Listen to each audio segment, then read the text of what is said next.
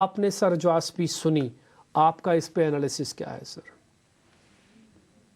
बहुत बहुत धन्यवाद डिम्पी आपका। और आप सभी को पहले तो शुभ प्रभात हमारे तरफ से। और 77 साल आजादी की बहुत बहुत शुभकामनाएं।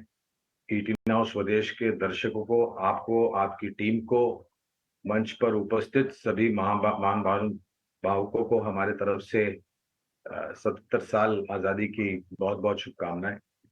अ, मेरे ख्याल से जो बातें प्रधानमंत्री जी ने लाल किले से आज की है, वो एक तरीके से दर्शाता है आने वाले भविष्य को लेकर के हमारे भारत देश के। और जिस प्रकार से परिवर्तन लेकर के आए हैं मोदी जी और सरकार भाजपा की, वो अपने आप में मेरे ख्याल से आंकड़े दर्शाते हैं और जमीनी स्तर पर जो किया है वो दर्शाते हैं। एक चीज आपने बताई, हमारे पे जो राज कर रहे थे अंग्रेज, मेरे ख्याल से उनको पीछे नहीं छोड़ दिया है, हमने उनको पछाड़ दिया है, क्योंकि हम अर्थव्यवस्था के आधार पर उनसे भी कई गुना आगे चले चुके हैं।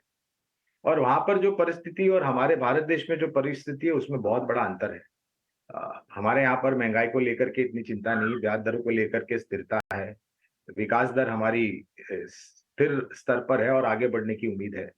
काफी कुछ बातें जो मोदी जी ने कही वो भविष्य को लेकर के, खास करके हमारी जो युवा पीढ़ी है डिम्पी, उनके लिए जो भी प्रकार की नीतियों में बदलाव किए और अवसर खड़े करने की बात की है, रोजगार खड़े करने की बात की है, ये अपने आप में दर्शाता है। और ये सिर्फ मैं नहीं कह रहा डिम्पी, अगर आप आंकड़े देख लीजिए पिछले 5 साल के या 9 साल के, तो आपको पता लग जाएगा हम कहाँ पर थे और हम कहाँ पर आकर के खड़े हैं, और आने वाले भविष्य में हमारे पास क्या क्षमता है और क्या काबिलियत है आगे जाने के लिए।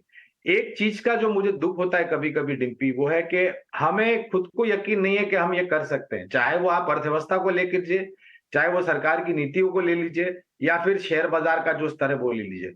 हमें जरूरत पड़ती है उधार की बुद्धिमत्ता की, हमें समझाने के लिए कि हमारे में क्या काबिलियत है। मेरे ख्याल से अगर ये परिवर्तन हमारे सोच और दिमाग में हो जाए, तो हम यहाँ से और कई गुना आगे जा सकते हैं। नहीं गुरांग सर, आपकी बात बिल्कुल ठीक है और धीरे धीरे हो भी रहा है। अब भले ही रेटिंग एजेंसीज कुछ भी कहें, नेगेटिव बोलें या फिर कुछ और लोग कुछ भी बोलें, लेकिन देश के विकास की गति को रोका नहीं जा सकता। बकायदा देश के खुद प्रधानमंत्री ने बोला है कि अब एक ऐसा मौका आ गया है कि जब देश के विकास को रोका ही नहीं जा सकता।